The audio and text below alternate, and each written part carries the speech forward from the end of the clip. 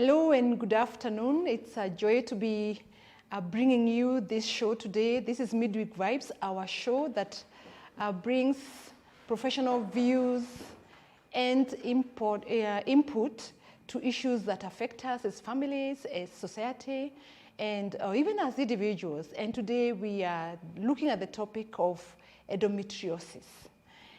And we are so delighted to have Dr. Charles Muriuki.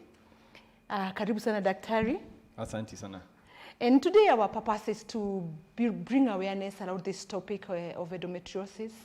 And we invite you to bring your questions, set them, keep them coming, interact with this issue. Let somebody know if you know someone hurts or is affected in any way. Let us know so that we can all together not just build awareness, but also give women and girls in particular a chance for early diagnosis and treatment. So Daktari, karibu sana. Tell us who you are as a medical professional. Asante sana. I'm glad to be here. Thanks for inviting me. My name is Muriuki Charles. I'm an obstetrician and gynecologist based at MP Shah. But above that, I'm also a mamlakite. Yes. Yeah, mamlakites, things don't get better. Our very own Daktari is here to shed light into these issues. So, Daktari, let's begin by defining what endometriosis is. Yeah, so endometriosis, I think, is basically is the inner lining of the uterus, which is what we call endometrium, being found in other areas outside of the cavity of the uterus.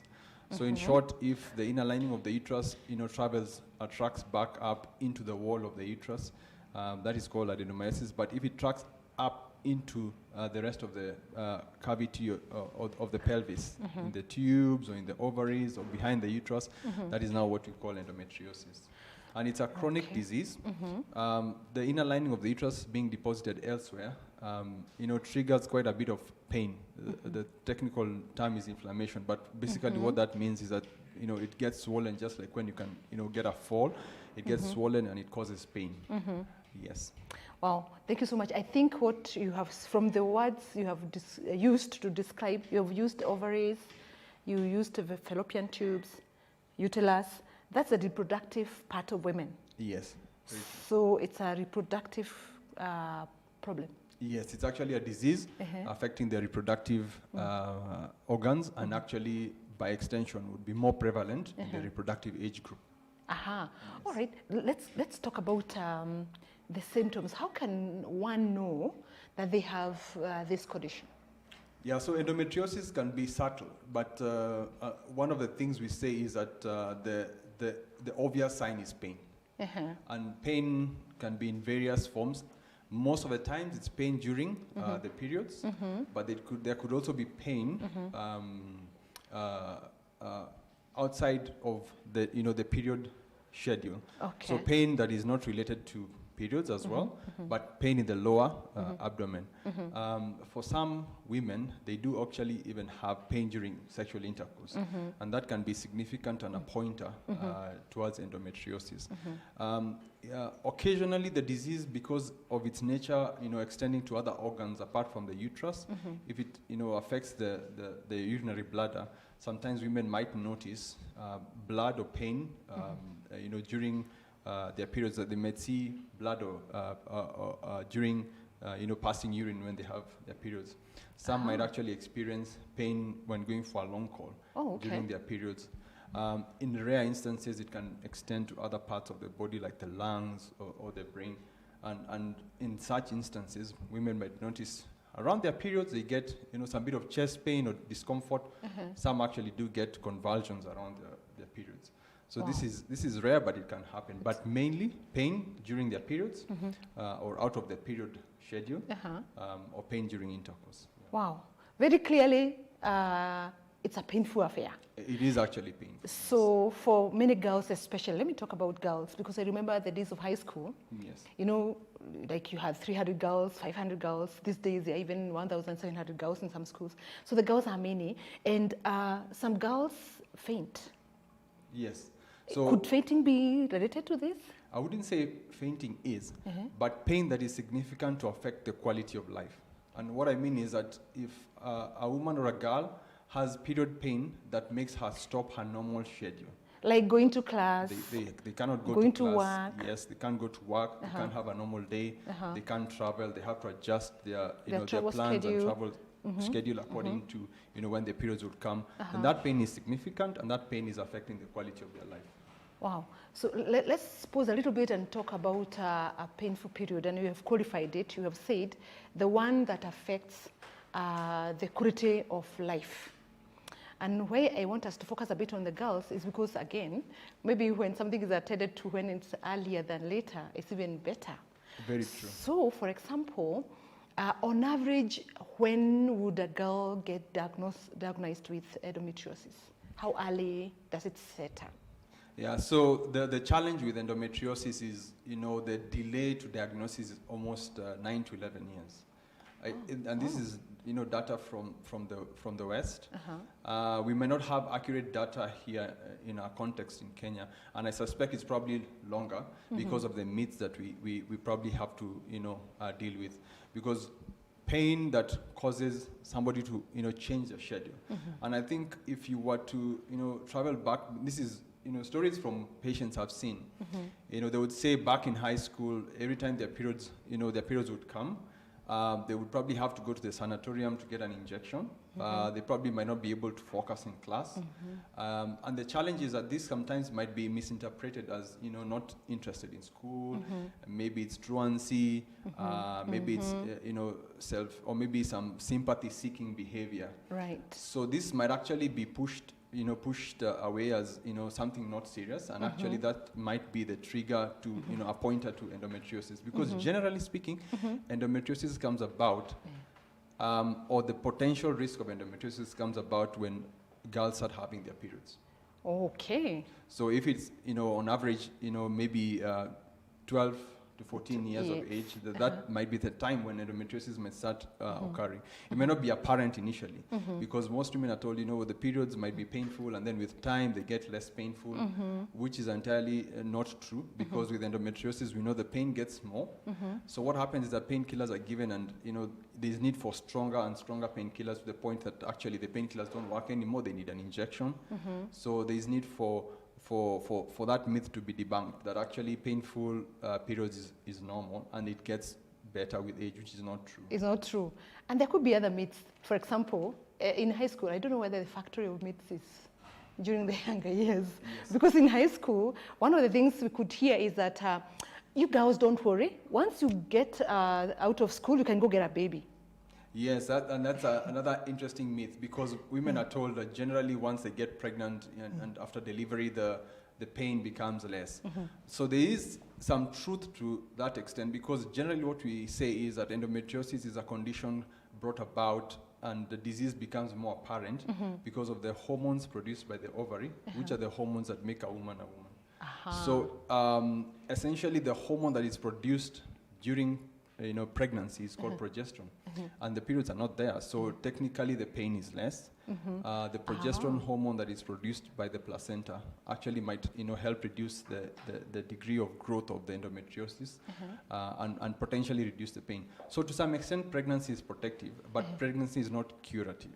So what happens is that after pregnancy the disease can still bounce back.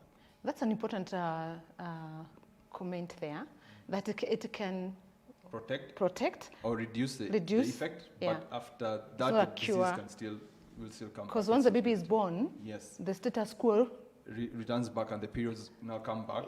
And that regular cycle is what makes the endometriosis propagate. Wow. Another myth is that family planning, if you start family planning early, for example, that takes away the pain. Yeah, so actually that is not a myth, that's true. Because family planning is hormonal treatment. And basically family planning is basically using hormones. And hormonal treatment is one of the ways in which we manage endometriosis. Again, I say manage because endometriosis is a chronic condition, almost like the way you would say diabetes or hypertension is a chronic condition.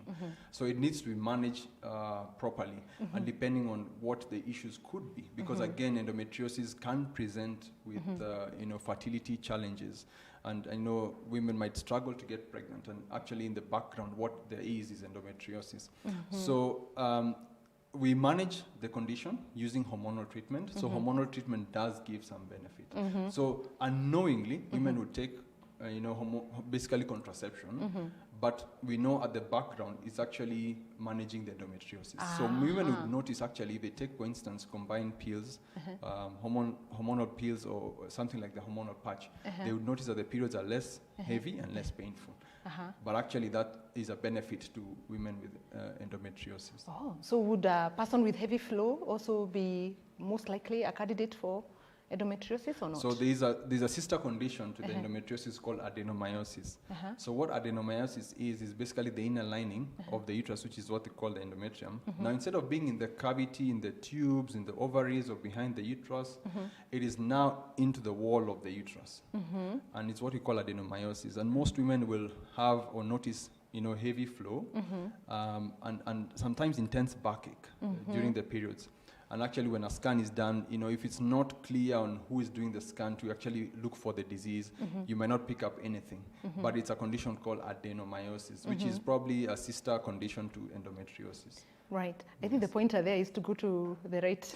Yes, I think the truth is actually this condition, the delay to diagnosis is actually contributed by us as healthcare providers and doctors.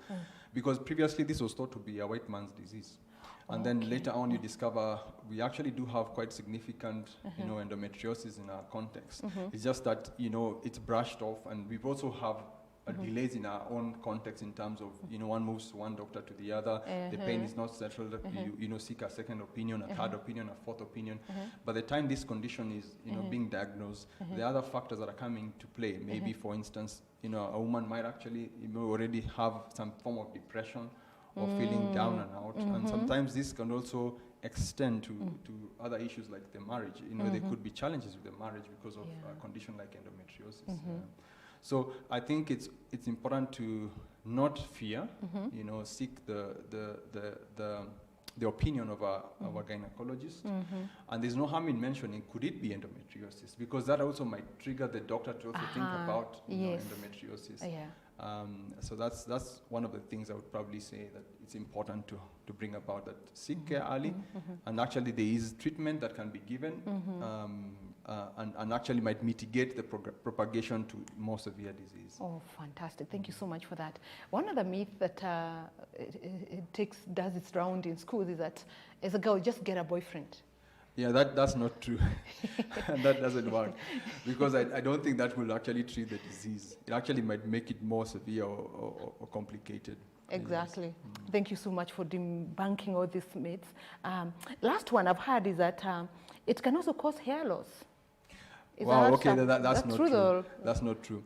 Because hair loss is caused by another condition altogether that causes an elevated male hormone in the woman. Yeah, but it's not endometriosis. Fantastic.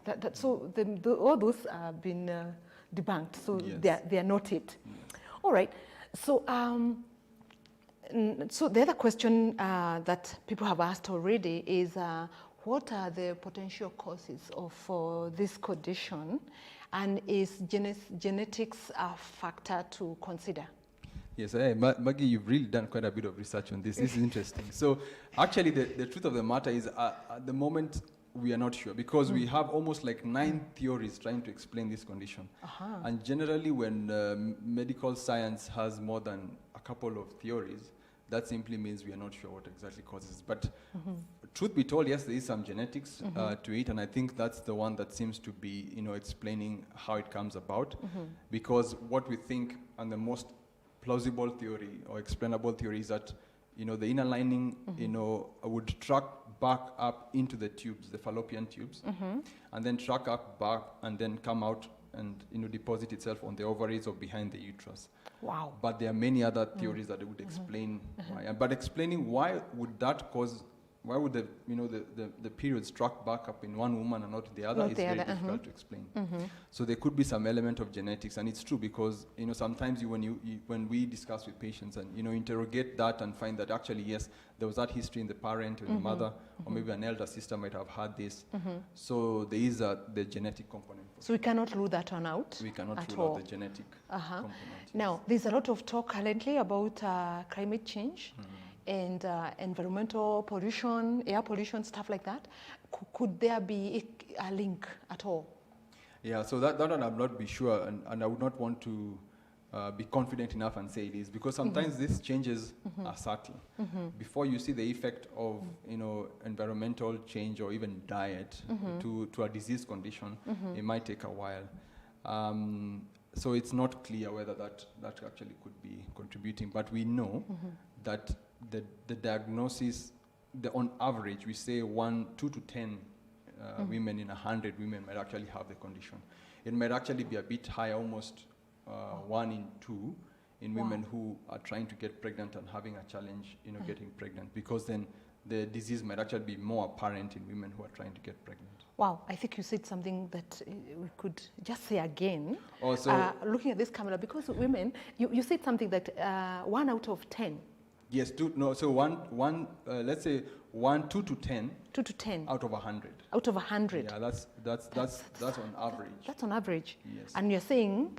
In women who now come with the main issue is that, I can't get pregnant, I'm taking long to get pregnant. Actually, then endometriosis might actually be one out of 2, or 50 out of 100, because then we know that there's actually a higher chance, because we know endometriosis can affect and block the tubes. It can actually cause damage to the tubes, and that prevents pregnancy. But it can also cause a condition, and the condition is an environment that is not conducive for pregnancy because of that inflammation and the pain. Yes. Wow.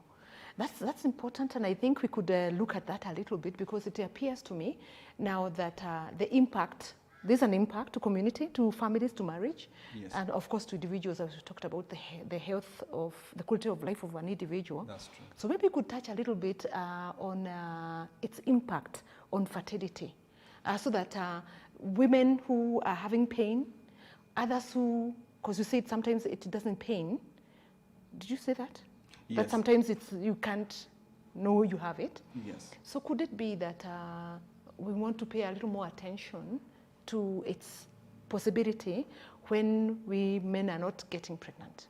Yes, so I think that's true. On average, we say, women under the age of 35, if they've been trying to get pregnant for 12 months and they're not successful, then they should probably seek the opinion of a gynecologist just to find out what could be the issue. Granted, we have always been biased and say that sometimes the women folk do suffer more in our cultural context. 1 out of 3 couples trying to get pregnant, the issue is actually with the male partner. So let's not assume that it's actually a woman's problem. It's actually a couple's problem. But granted, yes, endometriosis might be at play. And we have noted and actually know that with the endometriosis it does damage the tubes, as I alluded to, and also does create an environment that's not conducive for pregnancy. Sometimes what it does, it actually does track and get into the ovary and cause a cyst. And it's called a chocolate cyst, but the word chocolate does not in any way encourage women, because it actually is a very painful process. And it's been given such a nice name. Yes, like actually, chocolate. yeah, it's actually true, because when it's cut, it actually does look like chocolate, but actually it's actually a painful and debilitating process. So what that does, it depletes the ovary of its eggs and the capacity. Really? So that a woman might actually have a lower capacity in terms of the capacity of getting pregnant from the ovary being depleted of its reserve. Would that be both ovaries or just one? It might be one or both. Yeah. Okay. And there are instances where this disease does actually affect both ovaries to that extent. And this is a condition that you actually have to factor in, because if you're going to treat the pain because of the cyst causing the ovary, it can have a negative effect on the fertility, because it would decrease the production of eggs. The ovarian reserve, yes. Yeah, wow. I like the technical terms, ovarian reserves. Yeah, so we use the the word good reserve. one, meaning because that's not everything. it's not depleted completely, but yeah. so sometimes we have to, have this discussion, and it's not an easy discussion to have. Because you can imagine somebody has believed these myths for many years. So I remember, I think as one patient, and having this discussion with her was not easy, because this is 13 years of actually it was 13 to 15 years of having this pain. Wow. That's a long time. And then having this discussion, and I know the main issue is that I'm in pain. It's like being in a jail of some sorts. Every time her periods come, she's just thinking this is a nightmare. If I was to give her something, a magic drug that will completely take away her periods, that would be like heaven.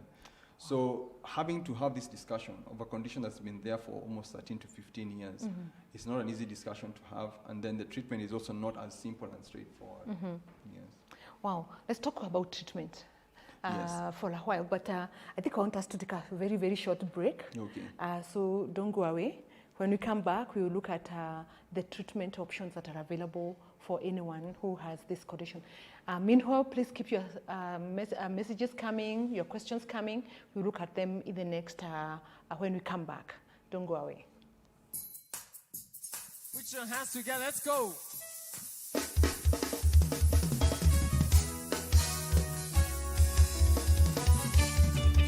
Bwana wa mabwana, tunaleta sifa, twaleta dhabihu zetu kwako, ulishinda vita, ukatuweka huru, sasa tunakuja mbele zako. Let's take it from the top. Bwana wa mabwana, tunaleta sifa, tunaleta dhabihu zetu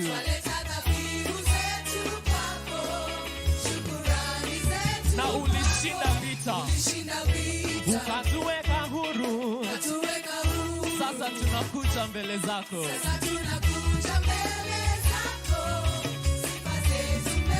Aya, tukisema hakuna Mungu mwingine kama wewe. Pokea sifa uishie milele. Na wewe ni Bwana, say wewe ni Bwana, Alpha Omega. Tunainua sauti zetu leo, tukitangaza ukuu. Pokea sifa, baraka, heshima, ufalme wako.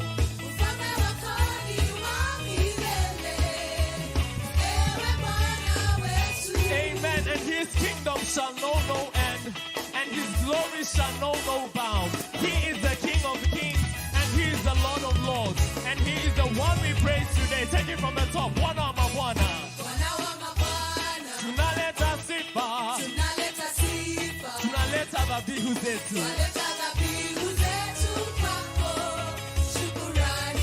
ulishinda vita, ukatuweka huru,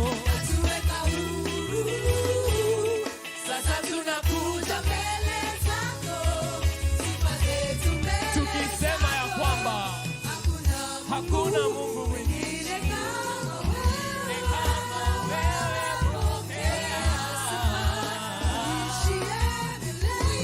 Wewe ni Bwana, wewe ni Bwana, Alpha Omega, na tunainua sauti zetu leo, tukitangaza ukuu. Pokea sifa, baraka, heshima, ufalme wako ni wa milele.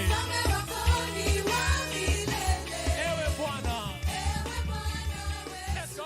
Wewe ni Alpha Omega, say, na tunainua.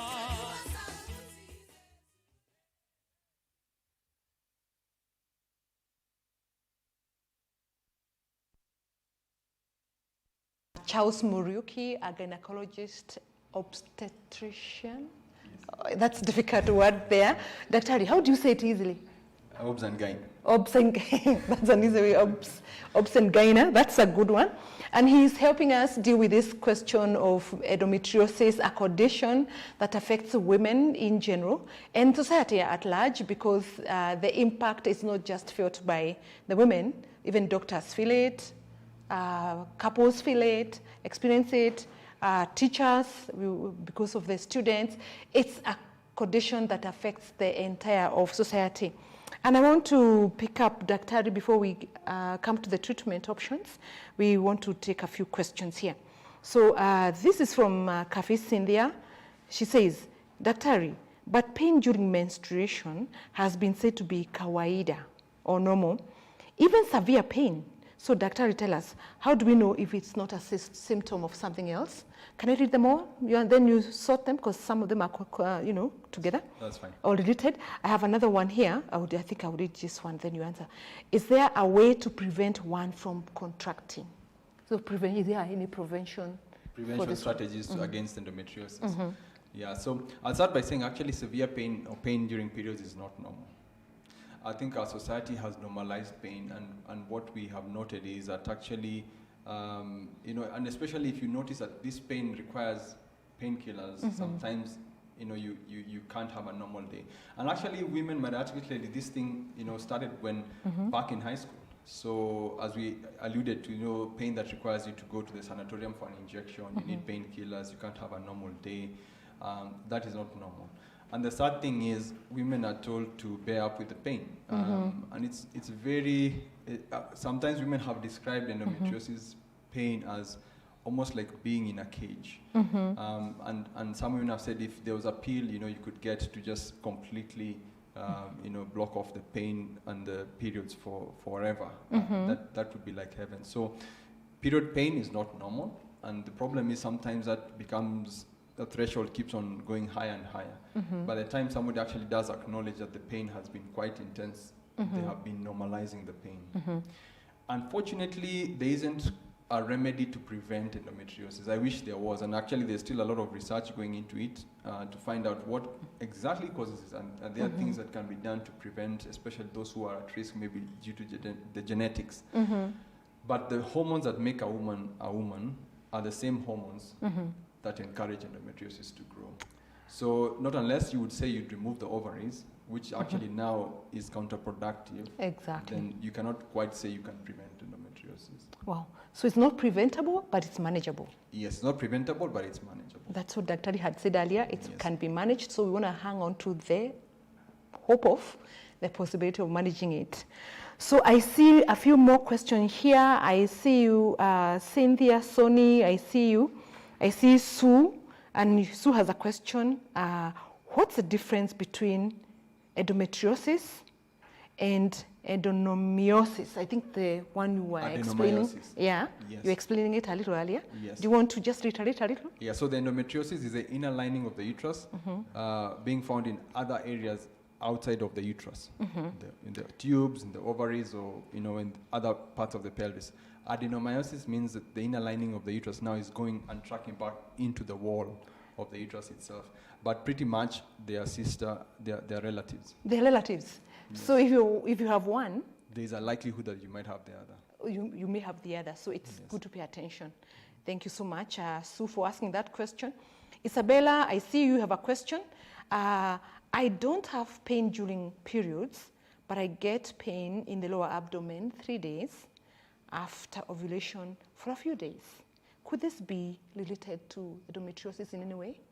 Yeah, so it's unlikely because we know that there are women who do have mid-cycle pain. Basically, after ovulation, sometimes the ovary does have a bit of some leak of some blood, and that can cause some irritation.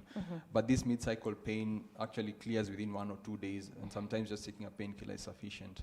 The only way to tease that is actually to give something that can block off, that ovulation and see does the pain persist. But actually, that mid-cycle pain, we look at it and say it's a sign of fertility that you're actually ovulating. Yeah, so it may not be so bad. It's not bad. So not all pain is bad, but it's also good to know what type of pain are we dealing with, and is it likely to be endometriosis or not. Oh, fantastic. I think, Doctor, you have answered that very well. Keep your questions coming, guys. We shall seek to answer them as much as possible. But right now, let's jump to the issue of management or treatment. What are the options for managing or treating some of the symptoms you've spoken about? And Dr. keep in mind what you had said earlier, that people keep on taking painkillers. Say something about the self-treatment. Okay. So basically what we would say is, first and foremost, based on the history that, the doctor will take and, have a high index of suspicion that it could be endometriosis. Some tests might be ordered, and mainly, imaging tests, in an ultrasound. Sometimes it's an MRI that can be done to be able to tell. Again, we also have challenges in our context because endometriosis is a condition that takes a lot of time to be able to train in making the diagnosis, and the expertise might not be as good as we would want it to be.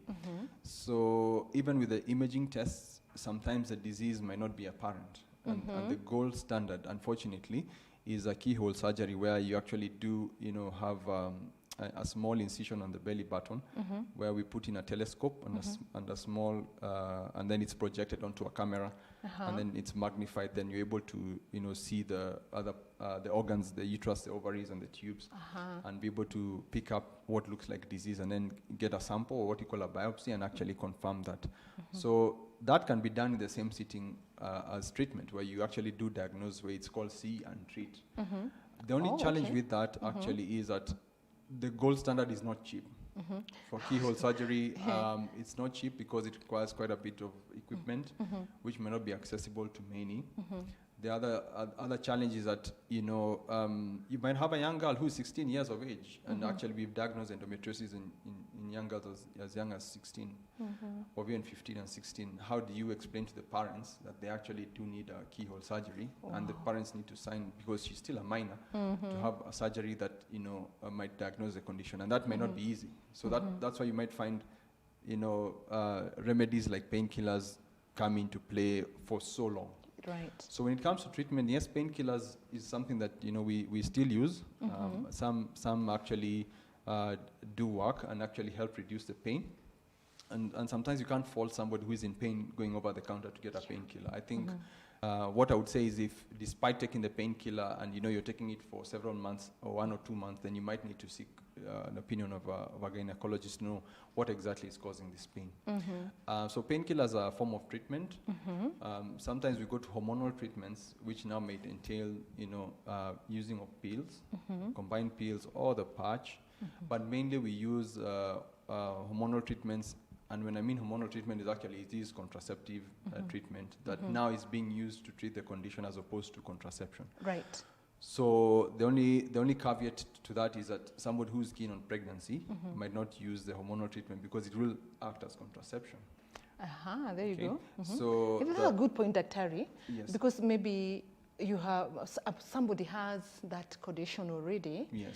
And they desire a child. Yes. And yet it may compound the problem. Yeah, so the good thing is actually the flip side, pregnancy is also beneficial, and actually does kill two birds, because if somebody is keen on pregnancy, then you also know that in addition to the pregnancy, it does reduce the period, basically the pain, because there are no periods. Yes. And the disease itself is somewhat reduced because of the hormone produced by the placenta, which is called progesterone. Right. And progesterone is the same hormone that we use in the contraceptive treatments as hormonal treatment. So either the 3-monthly injection or an implant that is put beneath the skin, or a type of coil that has a hormone called Mirena. So these are hormonal treatments that can be used. The other treatments that can be used are not necessarily progesterone or estrogen, but might not be the best, because they can actually shut off the system, so to speak, and bring about artificial menopause. Okay.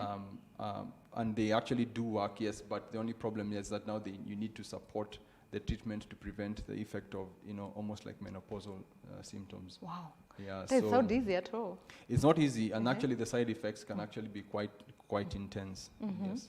So the last, and what we usually say the mainstay of treatment is what I alluded to, the keyhole surgery, that is able to diagnose and treat. Now, depending on how extensive the disease is something that we might need to have a discussion and counsel the patient on, because some of this is not easy, because the disease can just be in the ovary, and that's as simple as it is. It might be just on the inner lining of the pelvic cavity, and then that's as much as it is. But for some people, the disease actually has spread to affect the bladder, the intestines, or sometimes the ureter. And it's not easy, because that might mean, and I remember there's a patient who also had a similar thing, that we had to remove a section of the intestines because of the extent of the disease. So we always know that it sounds simple, but it's not simple. And the learning curve and the expertise to treat the endometriosis is still a challenge in our context. Yes. Wow. Thank you so much for sharing that. It appears to me, and you seem to have alluded to that, that the treatment options are not accessible, like the keyhole? Yeah, the keyhole surgery, because we know that the equipment itself and the setup is not easy. So we know that most of the times it's actually found in private hospitals in Nairobi.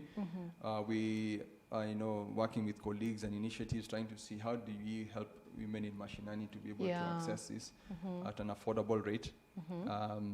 And also understanding that even what we think is affordable might not really be affordable for the person who needs the treatment. So actually, unfortunately, endometriosis is a condition that the people who need the surgery and the treatment, unfortunately, may not have the means to pay for it. Yes. Wow.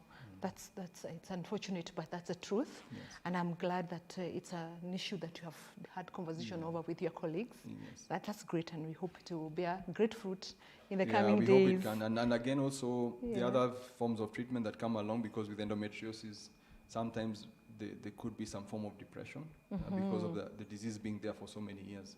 You can imagine somebody being in pain for 10 years. They could be suffering from depression and might need that. They sometimes we might have to refer them to you for marital counseling, because it does affect, for instance, if there's pain during intercourse, then that can affect the marriage and the marital relationship. And also trying to rope in the male partner to understand what exactly is happening and how can they support their wives. So it's not an easy disease process to handle, but I think we always say a step at a time, being able to first and foremost be aware of what is happening, and then say these are the treatment options. Can we start from here and then see does this work or not, then move to the next one, or even have surgery, because sometimes surgery does both confirm, treat, and cure the disease.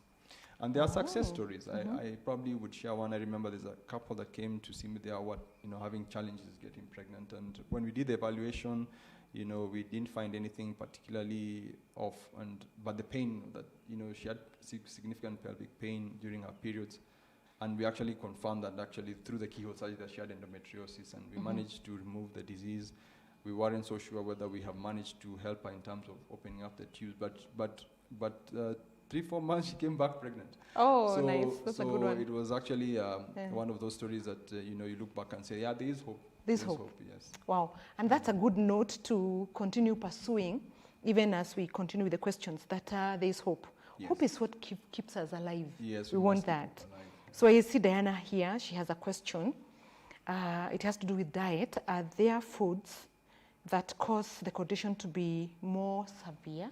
So in other words, is there any correlation between the prevalence of the disease and diet? Yeah, so there's been always a question on this, and medical science has not proven that there's some diet that seems to be, protective. But what I have noticed is that women actually do tell what may trigger their pain to be more. For instance, a woman who would say if they take chocolate around their periods, they might notice that the periods is either heavier or more painful. So the women who say if they take less of starch, then they are better. And again, also noting that endometriosis does sometimes subtly affect the functioning of the intestines. So there are women who also might not present with endometriosis, but might present with what we call irritable bowel disease. Basically, they have a bit of constipation, bloating, some bit of discomfort. They might eat some food and they feel like throwing up. So actually, when there is a bowel component to the disease, definitely a change in diet might actually help manage the symptoms. So I would not be quick to say no, but it's also good to know what diet works better.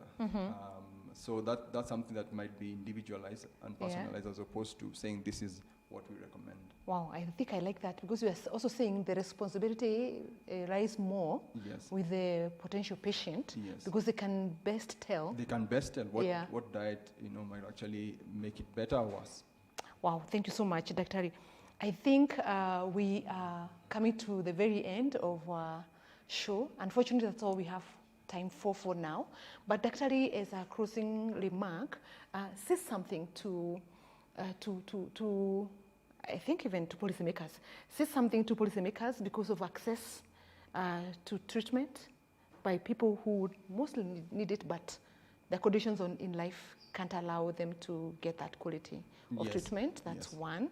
Speak to teachers and matrons in school, especially in girls' schools, so that they don't trivialize the pain of girls and call it like they're being rigorous or something like that. Yes. And then speak to a parent who has daughters.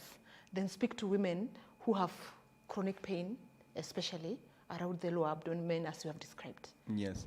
So I'll probably start with the age bracket that we think endometriosis might present, and that's in young girls who might be in high school.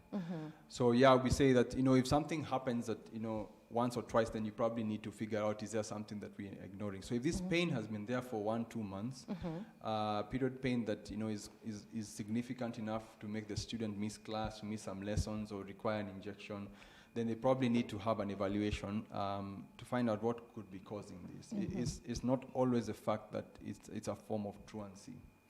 And I think it's important to note and seek the opinion of a gynecologist. It's also important to realize that pain, and especially when on a certain date pain will come, can be psychologically disturbing.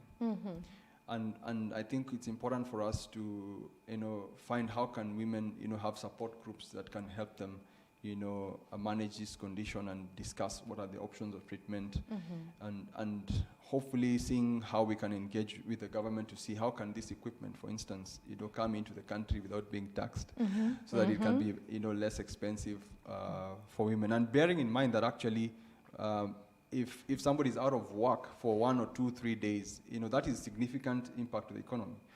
And if it's an employer for your employee to be away from work for 3 days because of pain, and yet it can be managed and help improve the productivity of such an employee, that would really be of much help. But probably what you lose in 3 days might actually be significant enough to pay for the treatment.